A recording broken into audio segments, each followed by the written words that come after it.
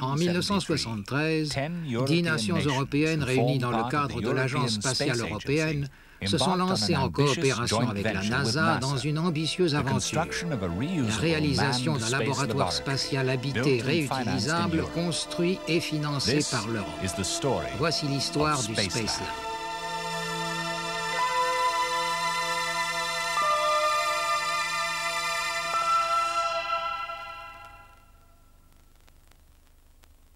L'homme est par nature imaginatif et créateur. De tout temps, dès l'époque préhistorique, comme en témoignent l'émouvante empreinte de sa main dans une grotte, et aujourd'hui encore où nous sommes entrés dans l'ère spatiale, il a cherché sans relâche à façonner le monde qui l'entoure.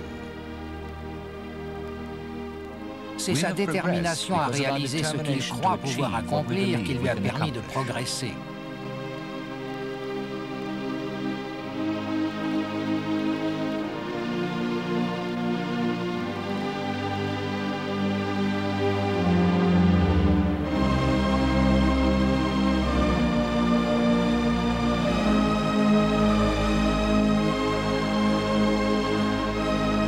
Mettant à profit son savoir, il continue d'inventer des moyens de plus en plus nombreux et de plus en plus élaborés pour explorer et mettre en valeur son environnement.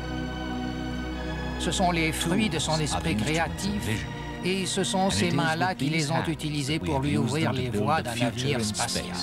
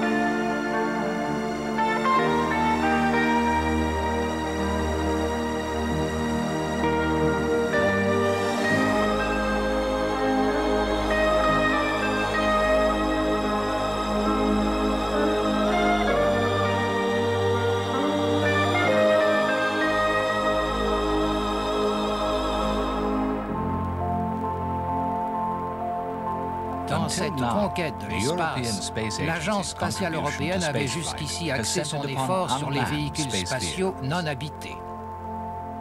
Ce sont des savants européens qui, dès le début de notre siècle, ont été les pionniers de l'espace. Et aujourd'hui encore, l'Europe va contribuer par l'apport de ses compétences à un effort concerté qui va permettre de trouver dans l'espace des ressources pour l'avenir. Confiné sur sa petite planète, l'homme scrute depuis toujours les étoiles. Pour abolir l'obstacle de la distance, il doit faire preuve d'imagination et, s'appuyant sur toutes les connaissances acquises, concevoir les nouveaux instruments qui lui permettent d'affiner et d'étendre son savoir. L'espace offre d'immenses possibilités au génie inventif de l'homme.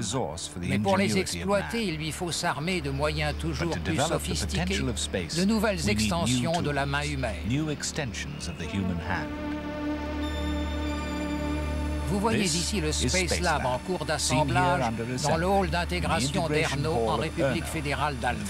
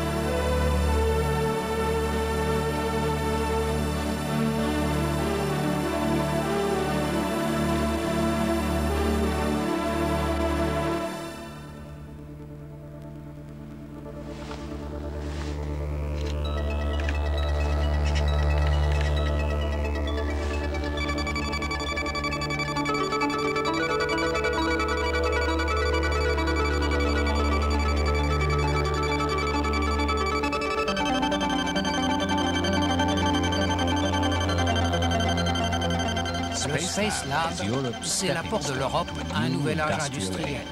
Avant lui, on ne disposait pour la recherche spatiale que de véhicules non réutilisables, d'où une forte consommation de matériel coûteux qui n'était jamais récupéré.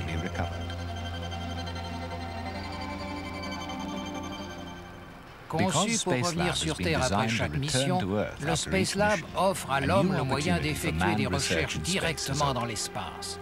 Il est désormais possible de réutiliser les équipements, de modifier les techniques et d'envisager l'exploitation de l'espace sous de nouveaux angles. Sous la haute main de l'Agence spatiale européenne, plus de 50 industriels européens ont participé à la réalisation du Space Lab, depuis la construction du module habitable pressurisé jusqu'à l'intégration des instruments scientifiques et à l'assemblage des porte-instruments non pressurisés.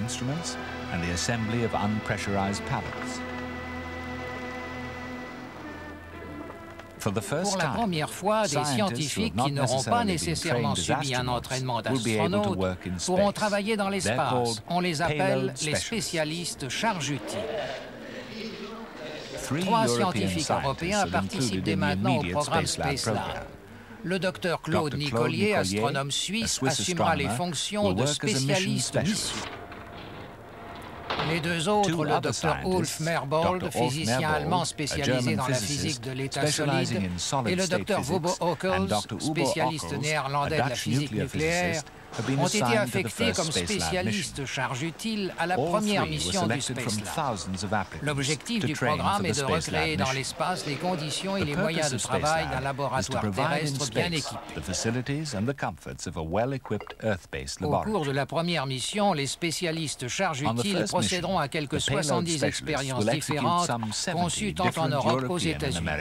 Outre l'exécution des opérations programmées, ils pourront intervenir directement en cas de situation imprévue et faire preuve d'initiative pour tirer des expériences le maximum de résultats scientifiques.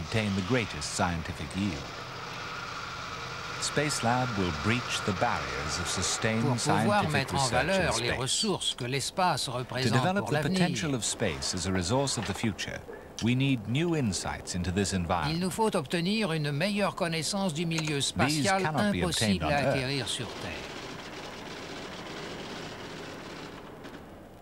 Placé sur une orbite au-dessus de l'atmosphère, le Space Lab met l'observateur dans les conditions mêmes de l'espace, c'est-à-dire une très faible pesanteur, un vide poussé, des rayonnements de haute énergie et d'importants volumes de gaz ionisés.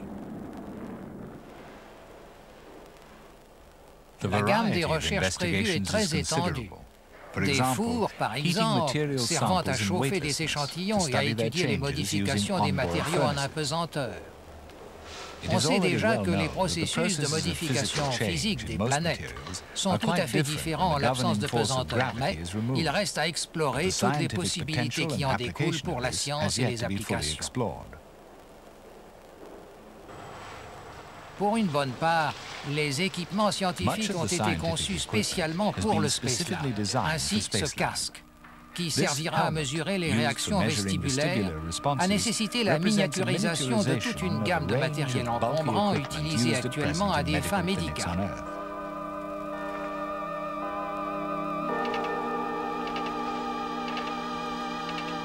Mais cette nouvelle technologie n'est pas seulement destinée à l'espace. Elle est déjà utilisée dans des hôpitaux européens où les médecins peuvent, grâce à sa conception inédite, élargir leurs possibilités d'investigation sur Terre. Le Space Lab produira des quantités énormes de données nouvelles. Celles-ci seront transmises directement au sol ou récupérées avec le laboratoire sous forme de bandes magnétiques, de films, de photos, de spécimens biologiques et d'échantillons de matériaux. Les résultats de ces recherches contribueront à mieux faire comprendre les potentialités réelles de l'espace pour l'homme. Les informations ainsi recueillies seront communiquées aux savants du monde entier pour qu'ils les évaluent et proposent de nouveaux projets de recherche et d'application en vue de missions futures. Il a fallu relativement peu de temps à l'Agence spatiale européenne pour réaliser le Space Lab. Bien que sa conception et ses caractéristiques soient ambitieuses et sans précédent en Europe, dès 1981, l'intégration préliminaire du système était presque achevée en Allemagne et sa livraison à la NASA aux États-Unis est activement préparée.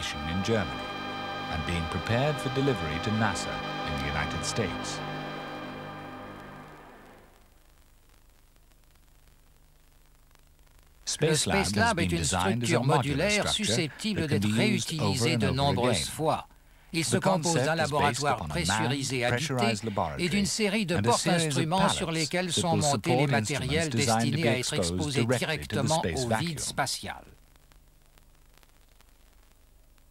Modules et porte-instruments fonctionnent ensemble et forment ici la configuration de la première mission.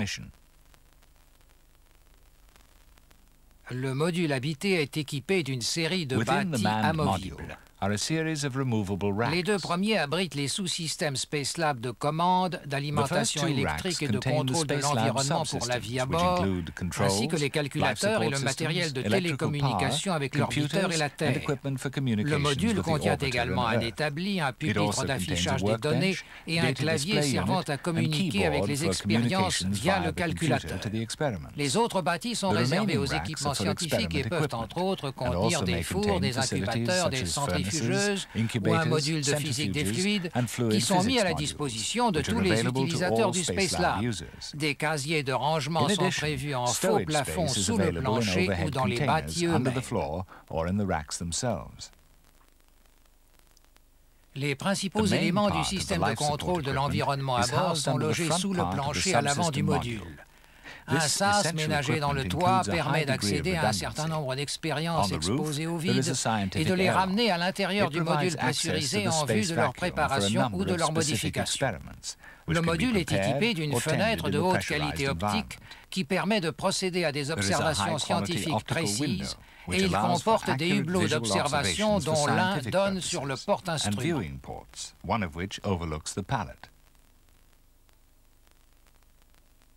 Le Space Lab reviendra sur Terre avec l'orbiteur après chaque mission.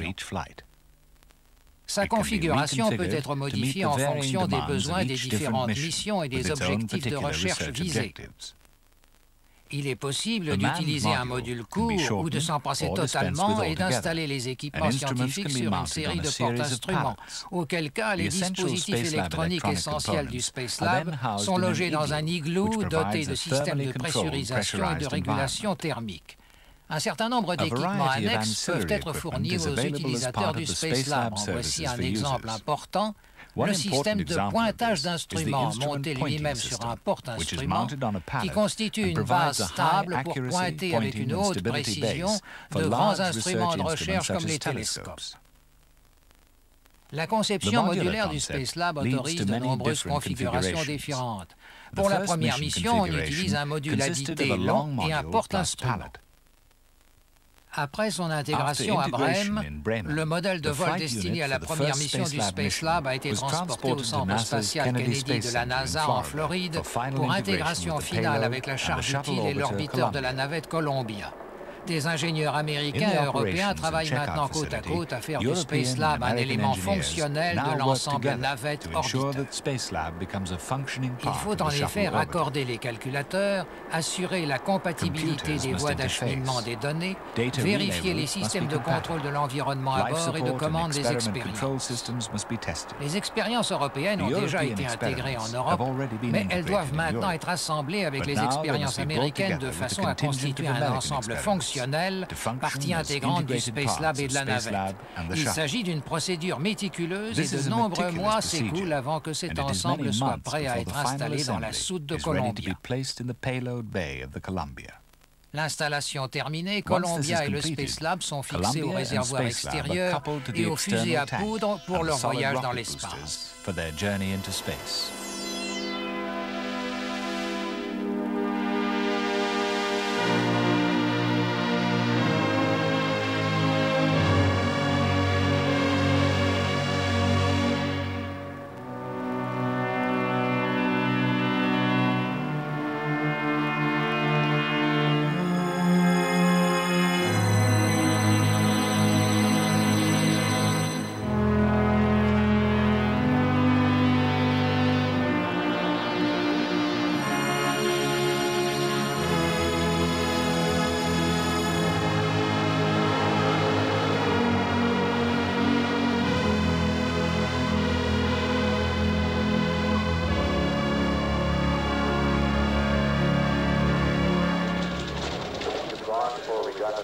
Sequencer start, minus 20 seconds and counting. The SRB nozzles have been moved to start position. Coming up on 10, T-minus 10, 9. We have go for main engine start. We have main engine start. Minus 3, 2, 1.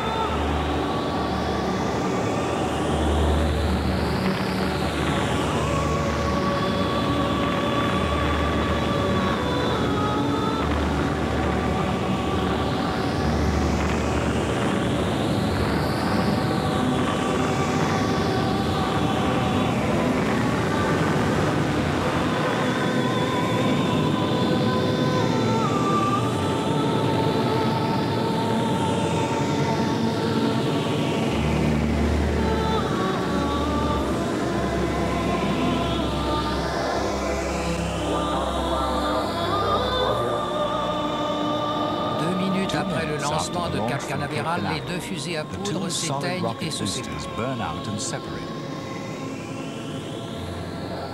Larguées au-dessus de l'Atlantique, elles sont récupérées en vue de leur réutilisation.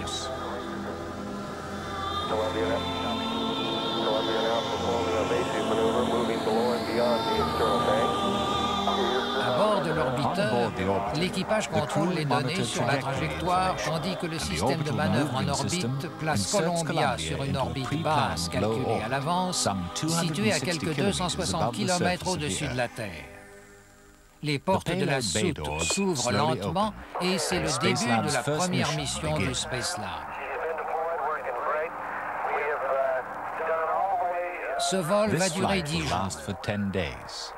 Les spécialistes charges utiles américains et européens rampent dans le tunnel d'accès qui relie l'orbiteur au module habité.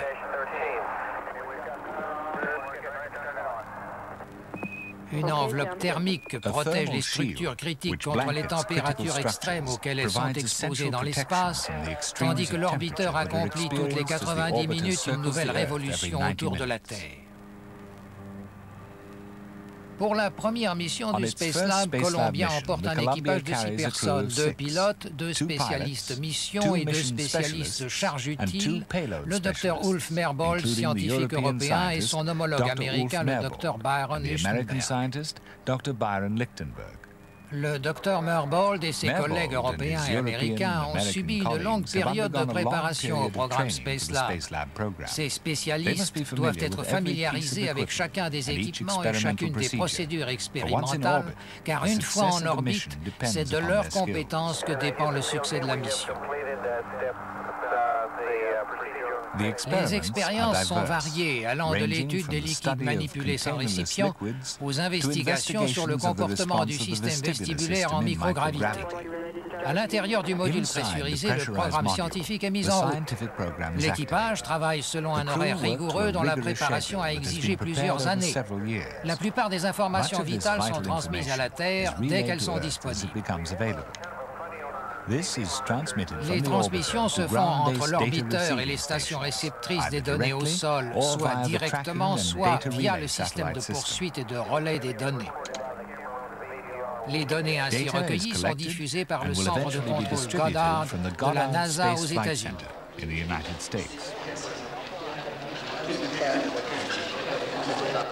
Le Space Lab a été conçu comme une base de recherche internationale ouverte aux scientifiques et aux utilisateurs commerciaux du monde entier. Les scientifiques restés au sol communiquent du centre de contrôle et d'exploitation de la charge utile avec l'équipage du Space Lab par des liaisons en phonie et de télévision en circuit fermé. Grâce à ce laboratoire spatial européen, ils suivent le déroulement des expériences et interviennent soit en donnant verbalement des instructions à l'équipage, soit en envoyant des ordres directement au calculateur de bord.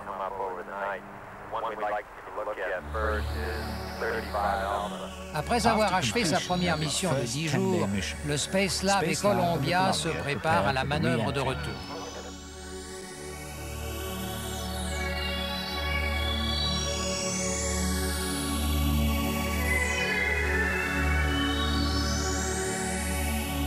Attiré progressivement par le champ de gravitation de la Terre, l'orbiteur rentre dans l'atmosphère à une vitesse de l'ordre de 27 000 km à l'heure.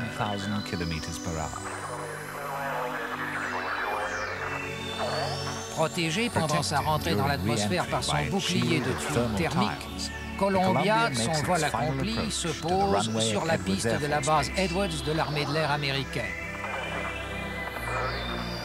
Lors de missions ultérieures, c'est au centre spatial Kennedy, à quelques kilomètres de la tour de lancement, que vont s'effectuer les atterrissages.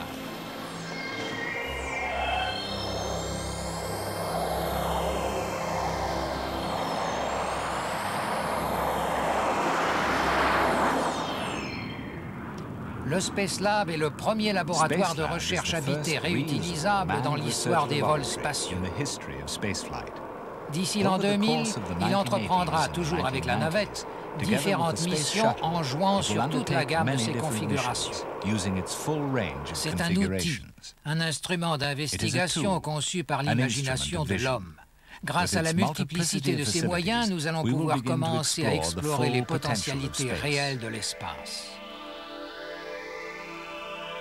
Nous pourrons explorer les profondeurs de notre galaxie et au-delà en nous servant du Space Lab comme d'un éclaireur pour mettre au point de nouveaux instruments astronomiques nous permettant de dévoiler quelques-uns des mystères de l'univers.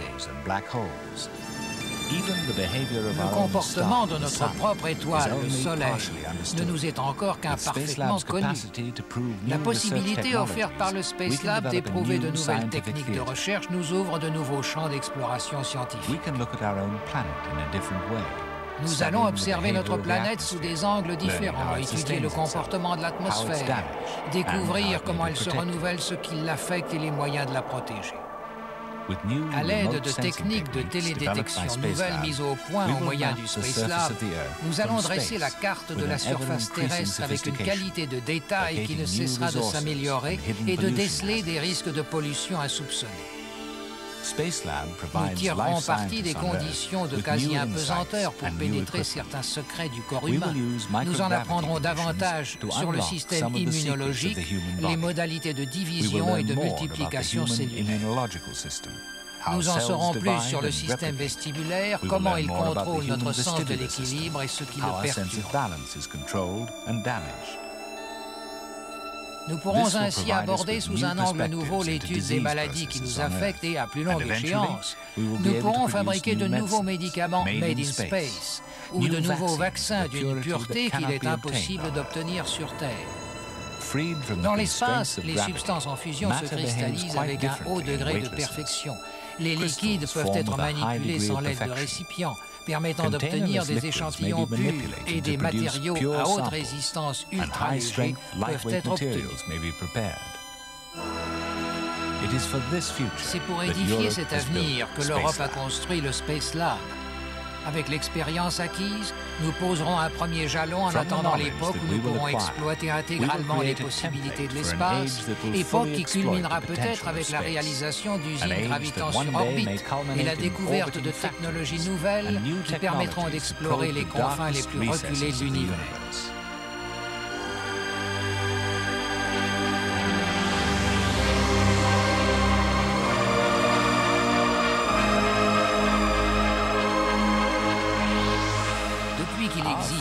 L'homme est fasciné par l'espace. Dans l'histoire, toutes les sociétés ont scruté les étoiles. Nos réalisations sont l'aboutissement de milliers d'années d'efforts et d'exploration. L'âge de l'espace, avec toutes les richesses qu'il porte en lui, a commencé le jour où l'homme a pour la première fois marqué le monde de son empreinte, nous laissant ce message: « Moi, homme, j'ai de cette main ouvert l'avenir. »